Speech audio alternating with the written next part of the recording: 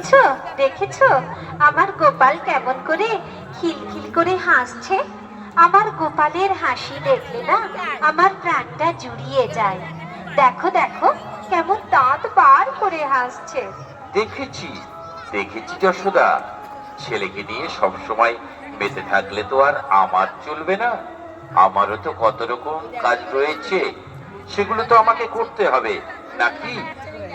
আমারও তো ইচ্ছে করে ছেলের সামনে সব সময় বসে থেকে ওকে আদর করি, চুমু খাই।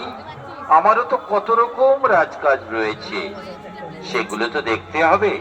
ঠিক আছে, তুমি ছেলেকে আদর করে এসো, আর আমি আমার কাজে চললাম, কেমন?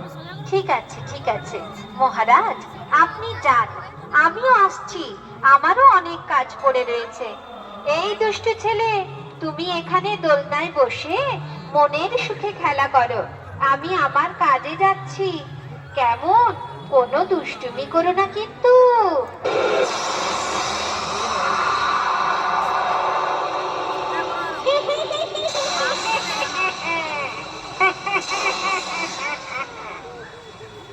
আমি অনেকক্ষণ ধরে এই সুযোগটা খুঁজছিলাম, কিন্তু কোনো সুযোগ পাইনি। এইবার এইবার সেই সুযোগটা যখন পেয়েছি, আর দেরি করা ঠিক হবে না। এইবার আমার কাজটা সেরে নি। এই বাচ্চাটাকে মারতে পারলে আমি কংসের কাছ থেকে অনেক পুরস্কার পাবো। ওকে বাছা কৃষ্ণ, তুই নাকি কংসের মৃত্যুর কারণ, তাই তো কংসের আদেশে আমি তোকে মারতে এসেছি।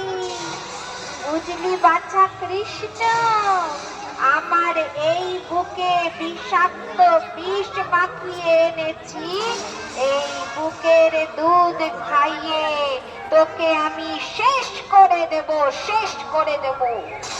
না, দোলনাটা নিয়ে একটু আড়ালে যাই, না হলে কেউ দেখে ফেলবে। আয় বাছা, আয় আয় আয় কৃষ্ণ আয়। তোকে দুধ খাওয়াতে খাওয়াতে আমার বুকের তীব্র বিষে তুই জ্বলে পুড়ে শেষ হয়ে যাবি, আর রাজা কংস আমাকে পুরস্কার দেবে, পুরস্কার দেবে। আয় আয় আয়।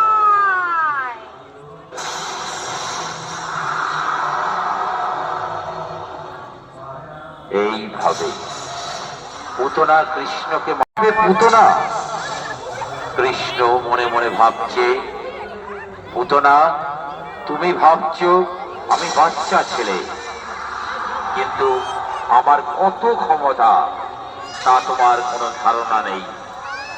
তুমি আজকে আমার হাতে বিনাশ হবে, তুমি তো সেটা জানো না পুতনা। তবে দেখো পুতনা, আমার কত শক্তি, আমার কত ক্ষমতা।